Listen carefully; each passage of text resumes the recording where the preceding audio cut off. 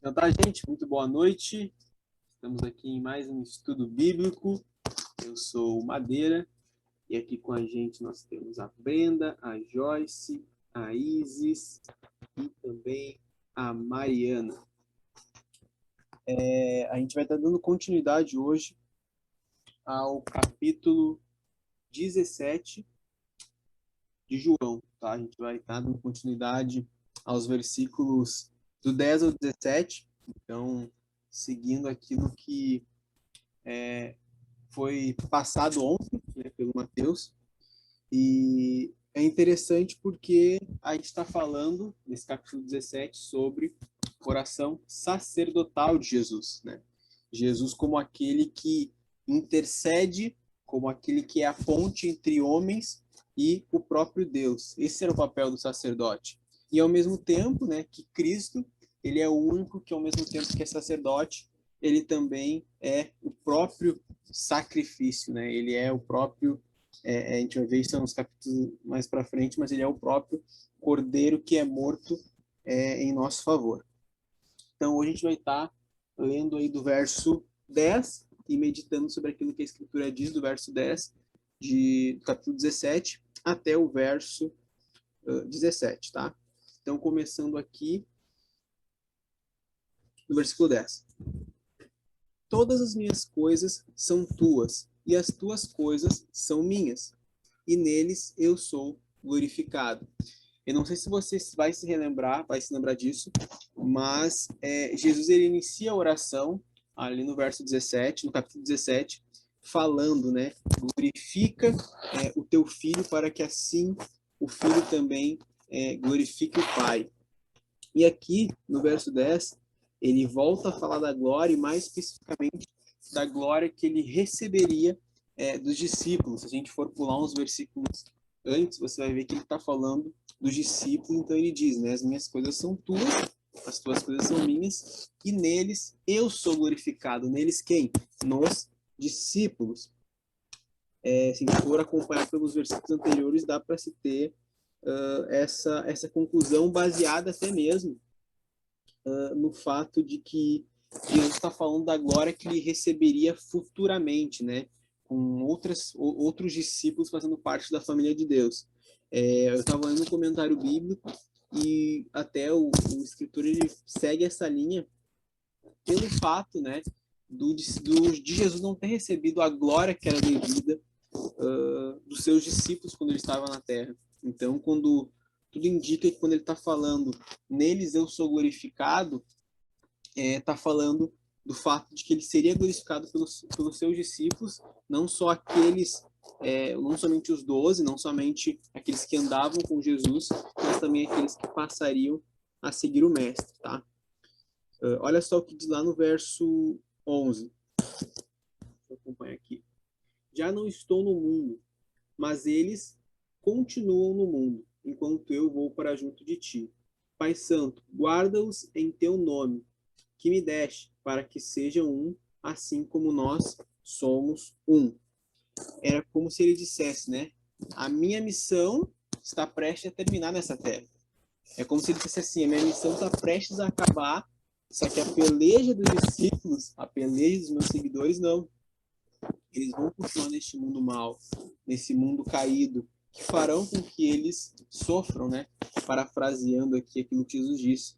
Então, quando ele começa dizendo, olha, eu não sou do mundo, mas eles vão continuar no mundo. E aí, na sequência, no mesmo versículo, é interessante quando ele fala, né? Pai Santo. A gente, provavelmente você já está acostumado com esse termo, né? Quando a Bíblia trata Deus como santo. E tem até um versículo que é muito bacana lá de Levítico, capítulo 11, verso 44, que diz: Eu sou o Senhor, o Deus de vocês. Portanto, consagrem-se e sejam santos, porque eu sou santo. A gente vai encontrar isso ao longo da Escritura. Deus conscientizando o povo da sua santidade, conscientizando da seriedade que envolve essa separação do próprio Deus.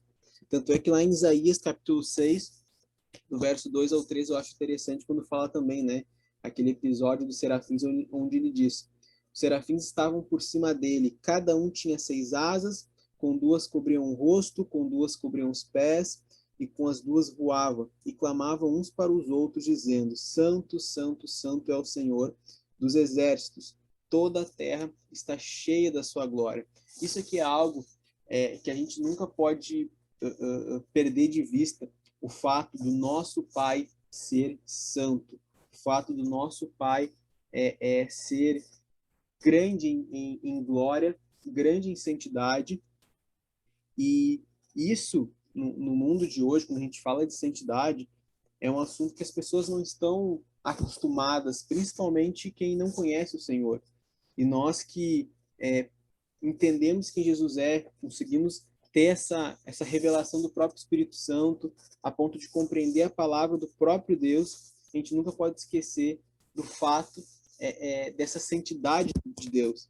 E é interessante quando ele está falando aqui, porque ele continua dizendo, né? Ali, se você for observar na sequência, ele fala assim: guarda-os em teu nome, que me deste, para que sejam um, assim como nós somos um.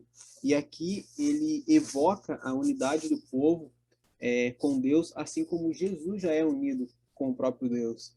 Então a expressão que ele usa, né, guarda-os guarda-os em teu nome, para que sejam um, assim como nós somos um. Eu tava dando uma lida sobre isso. Pode se referir ao fato de Jesus estar pedindo para que Deus proteja os seus discípulos. Se você for olhar o verso 12 ali, é isso que remete, né? Jesus pedindo para que Deus proteja os seus discípulos. Eu acredito que essa também é uma linha. Mas olhando alguns comentários, é interessante que os termos que Jesus usa aqui se refere a algo como se fosse guarda-os em teu caráter. É como se ele dissesse assim, ó, guarda-os para que andem na terra como eu andei. Guarda-os para que eles andem contigo em caráter, ou seja, com a mesma natureza que eu tenho de andar contigo, que eles andem assim na terra. Eu achei muito interessante isso no comentário que eu estava lendo. E como eu falei, essa é uma interpretação, né, de um dos comentários bíblicos que eu li, mas eu acredito que as duas formas estão corretas, considerando esse que Jesus está falando, né? Guarda eles em teu nome para que sejam, para que andem em caráter, para que andem em natureza, em novidade de vida, para que andem como eu andei nessa terra. Mas também eu acredito que a outra linha também não é errado considerar, que é lá no versículo 12, tá? Olha só o que diz: quando eu estava com eles, guardava-os no teu nome, que me deste. Eu os protegi e nenhum deles se perdeu. Olha que interessante, né? Quando ele está falando essa questão de guardar. Quando eu estava com eles, guardava-os em teu nome, que me deste. E aí na sequência ele fala: eu os protegi e nenhum deles se perdeu. Por isso que eu acredito que considerar que Jesus estava falando também de guardar, de proteger do mal, do maligno, também tá correto para o entendimento desse versículo aqui, tá? E aí olha a continuação do verso 12. E nenhum deles se perdeu, exceto o filho da perdição, para que se cumprisse a escritura. E aqui é como se Jesus estivesse devolvendo, né, a Deus a tarefa que ele tinha realizado na terra. Porque ele fala: olha, eu cumpri a missão que o Senhor me deu, eu cumpri a missão de guardar eles, eu guardei eles em teu nome. Só que agora Jesus está voltando aos céus e ele pega, e é como se ele devolvesse a tarefa para o próprio Deus. Aquele que Deus Pai enviou ao Filho, Jesus cuidou, Jesus apacentou, Jesus como um bom pastor, né, como nós vimos algumas semanas anteriormente falando do estudo sobre o bom pastor. Ele é aquele que cuidou da melhor forma possível aqueles que foram enviados pelo próprio Pai. Então, agora ele devolve, né? Ele pede para que o pai continue guardando eles, assim como o filho guardou enquanto ele esteve nessa terra. E aí, aqui, quando ele fala de Judas, é interessante, né? Ninguém se perdeu, exceto Judas, o filho da perdição, que é o mesmo termo usado para o homem da iniquidade, que está lá em 2 Tessalonicenses, no capítulo 2, verso 3, né? Onde está falando ali sobre alguns dos indícios, né, que aponta para a volta de Jesus. O mesmo termo usado aqui quando se refere a Judas, quando fala do filho da perdição, é o mesmo usado lá para homem da iniquidade. E se você for reparar, Jesus ele faz um contraste muito claro entre os seus discípulos. Ele fala, né, ninguém se perdeu, exceto, né, imagina isso, ninguém se perdeu, exceto aquele que é o filho da perdição. Então ele criou aqui um contraste muito grande entre aqueles que são seus seguidores e aquele de fato que abandonou, que negou Jesus. Qual que é o ponto interessante para a gente meditar aqui, tá? Pegando esse verso especificamente. É interessante porque Jesus ele sabia quem iria traí-lo. Só que Judas comeu na mesma mesa que Jesus. Judas ouviu das mesmas palavras que Pedro, que João, que Tiago ouviram. E é interessante que Jesus, mesmo sabendo que Judas iria traí-lo, ele não negou de ensinar a verdade. Ele não negou de amar Judas. E a Bíblia fala que, lá naquele relato onde Jesus, onde é relatado que Jesus lavou os pés dos discípulos, ele também lavou os pés de Judas. Jesus não tratou Judas diferente, sabendo que ele iria traí-lo, não. Tanto é que quando Judas vai ao encontro de Jesus, a Bíblia fala que Jesus recebe ele com um beijo, né? Algumas versões dizem que ele chama de amigo. Então, é interessante a gente pensar sobre isso. Porque a questão não é somente o amor de Deus, a questão não é o fato de Deus amar e se entregar por um povo. A questão é qual é a minha e a tua resposta diante desse amor. Qual é a minha e a tua resposta diante desse amor de Jesus, que é magnífico, que é grande, que é surpreendente. Então, isso aqui é interessante para a gente meditar, que apesar do amor de Deus ser algo que é a chave para mudar a vida de qualquer ser humano, para transformar qualquer pessoa, essa transformação, esse preenchimento do amor, esse preenchimento da verdade, só vai existir conforme a minha e a tua resposta diante desse amor de Jesus. Então, eu queria enfatizar isso aqui com vocês, tá? Continuando ali no verso 13, tá? Mas agora vou para junto de ti, e isto falo no mundo, para que eles tenham a minha alegria, para que eles tenham a minha alegria completa em si mesmo, em si mesmos. Aquilo que a gente já vem falando, né, algumas semanas, novamente reforçado por Jesus aqui. Não sei se vocês se recordam quando a gente falou lá de João capítulo 15, mais especificamente no verso 11. Olha quais são as palavras de Jesus. Tenho-lhes dito estas coisas para que a minha alegria esteja em vocês e a alegria de vocês seja completa. Quando Jesus fala com os discípulos, ele reforça, né? Olha, isso que eu estou ensinando para vocês, eu estou dando o caminho das pedras, eu estou dando a revelação para que vocês entendam, e mais do que entender, para que vocês recebam a minha alegria completa, a alegria de estar preenchido. E aí agora quando a gente vai olhar para o verso 13, a gente observa Jesus falando para que tenham a alegria completa em si mesmo.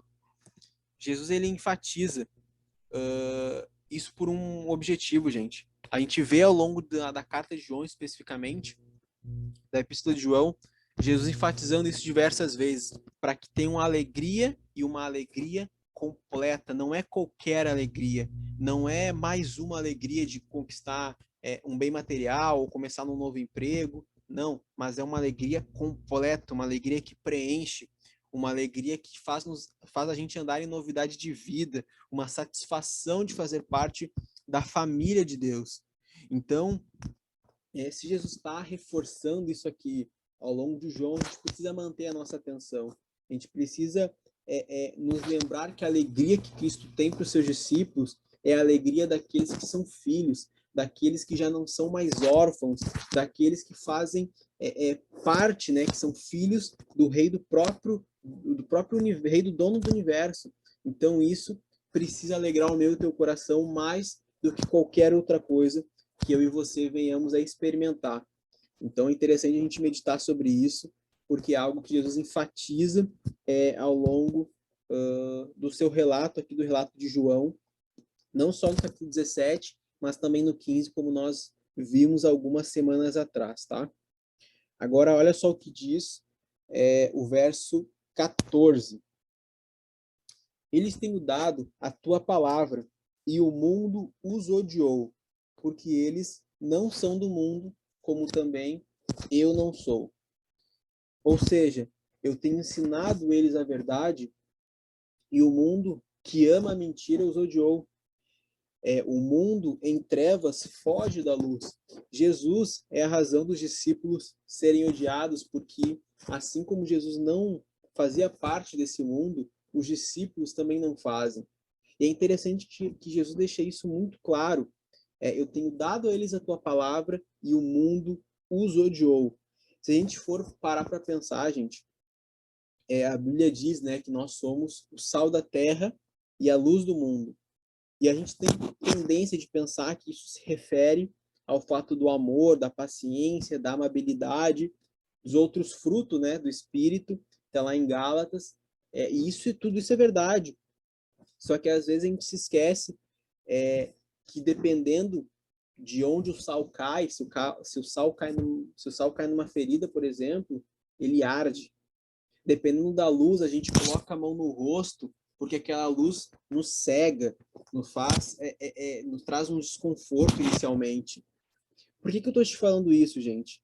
Porque a vida de um seguidor de Cristo precisa ser de amor, de graça, mas também, às vezes, será de incômodo. Às vezes será de dor, de incômodo, de insatisfação para quem ouve a mensagem. Porque olha só o que diz a Escritura lá em Mateus, lá no capítulo 14, do verso 3 ao 8, tá? É um relato, na verdade eu não vou ler todo ele, mas é um relato onde fala da morte de João Batista. João Batista, ele é um excelente exemplo de alguém que foi sal na ferida, né? E daquele que foi a luz de Deus, mas que também serviu para trazer incômodo às pessoas. A Bíblia fala, olha só o que diz. Eu vou ler o relato para vocês, tá? Só para não ficar fora de contexto. Prendido João, aqui está falando de Herodes, o amarrou e pôs na prisão por causa de Herodias, mulher do seu irmão Filipe.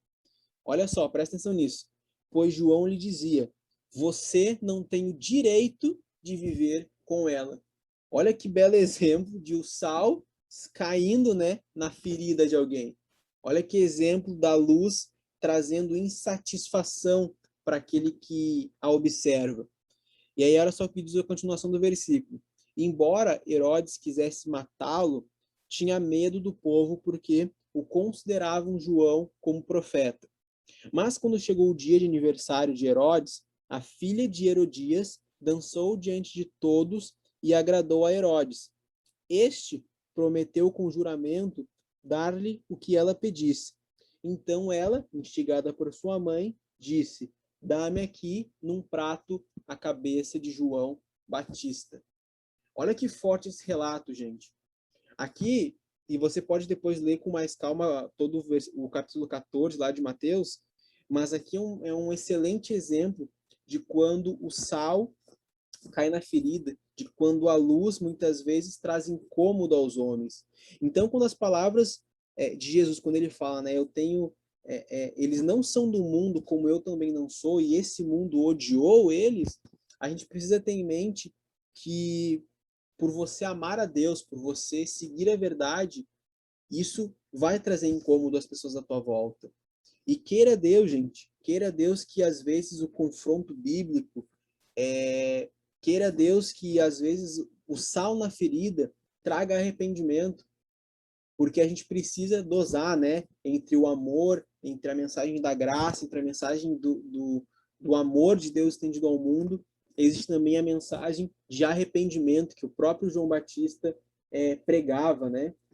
A ponto de dizer em um dos versículos, raça de víboras, lá para os líderes religiosos. Então, para nós, o incentivo não é para que a gente haja como João Batista, mas para que a gente observe que a verdade, muitas vezes, vai trazer incômodo e que a gente precisa estar preparado para aceitar e para que a gente também não se esconda diante da verdade bíblica de Deus. Porque, como eu falei, às vezes no confronto bíblico, às vezes no sal na ferida, às vezes essa luz que vai trazer incômodo para as pessoas pode ser um instrumento de Deus para que também gere arrependimento. Então, que Deus nos dê graça, né, quando a gente for fazer, quando a gente for ministrar, evangelizar alguém, ou até trazer essa mensagem também para algum conhecido, algum familiar, que Deus também te dê graça, né, e te dê sabedoria para que você possa agir, para que a gente possa agir de forma bíblica. Olha só o que diz lá o verso 15 e o verso 16, tá? Não peço que os tire do mundo, mas que os guarde do mal. Eles não são do mundo, como também eu não sou. Não peço que os tires do mundo, mas que os guardes do mal. Eles não são do mundo, como também eu não sou. Jesus aqui ele já cantou a pedra para nós, né? Ele não pede para que o pai simplesmente livre os filhos, para que o pai livre os filhos no sentido assim, olha, eu vou para junto de ti, pai, e leva os meus discípulos juntos, leva essa galera que me conheceu, que confia em mim, que passou a ser meu seguidor. Jesus não faz esse tipo de oração ao pai. Ele fala, né? Eu não peço que tire eles do mundo, eu não peço que que o Senhor tire eles desse ambiente que vai odiar, que vai muitas vezes matar os seus seguidores, que vai matar os meus discípulos. Só que ele fala o seguinte: peço que os guardes do mal. Ele não pede para que a gente seja livrado desse mundo em trevas, desse mundo caído, mas ele pede que a gente seja livrado do potencial da maldade desse mal. E mais especificamente, para que a gente seja guardado em Cristo, para que a gente persevere na fé a ponto de receber graça de Deus até mesmo para passar por situações que a gente nunca passou, para passar por situações onde a nossa fé vai ser provada, onde nossos valores como cristão vão ser colocados à prova.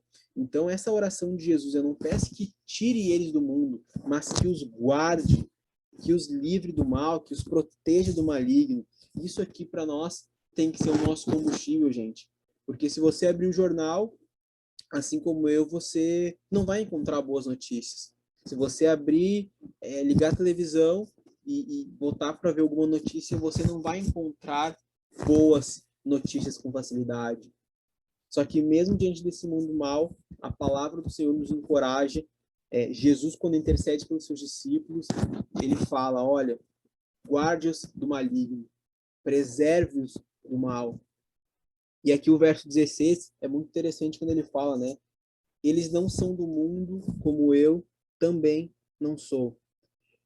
Não seria à toa, né, gente, que Paulo, lá em 2 Timóteo, no capítulo 2, no verso 4, ele fala: nenhum soldado em serviço se envolve em negócios desta vida, porque o seu objetivo é agradar aquele que o recrutou. Olha que interessante esse verso. Eu gosto muito de 2 Timóteo, esse versículo especificamente. Nenhum soldado em serviço se envolve em negócios desta vida, porque o seu objetivo é agradar aquele que o recrutou. É interessante porque Jesus ele encoraja os seus discípulos, não só aqui não somente na oração, quando ele intercede pelos discípulos, mas quando ele está ministrando, ensinando a verdade aos discípulos, ele encoraja dizendo, olha, vocês não fazem parte desse mundo. A natureza de vocês não é natureza terrena, mas natureza de alguém que nasceu de novo. Natureza de alguém que agora anda em novidade de vida. Então isso aqui também precisa chamar a minha e a tua atenção. E por fim, o verso 17, olha só o que diz: santifica-os na verdade, a tua palavra é a verdade. Todo o ensino de Jesus, gente, é a palavra viva de Deus. não somente ensinada, mas pregada e personificada na pessoa de Jesus Cristo. E por isso que a santificação é um processo, né, que ela provém dessa nossa relação com a verdade, desse nosso caminhar com Jesus a ponto de se tornar cada vez mais um com Cristo, assim como Jesus é um com o Pai. Então, essa santificação, na verdade, é um progresso, ela precisa ser constante na minha e na tua vida ao passar dos anos, ao passar do caminhar com Cristo, e é algo incrível porque provém dessa familiaridade, dessa nossa relação de amor com a verdade do próprio Deus. Amanhã a gente vai estar dando continuidade ao finalzinho, né, desses versículos aqui, no capítulo 17 de João, tá bom?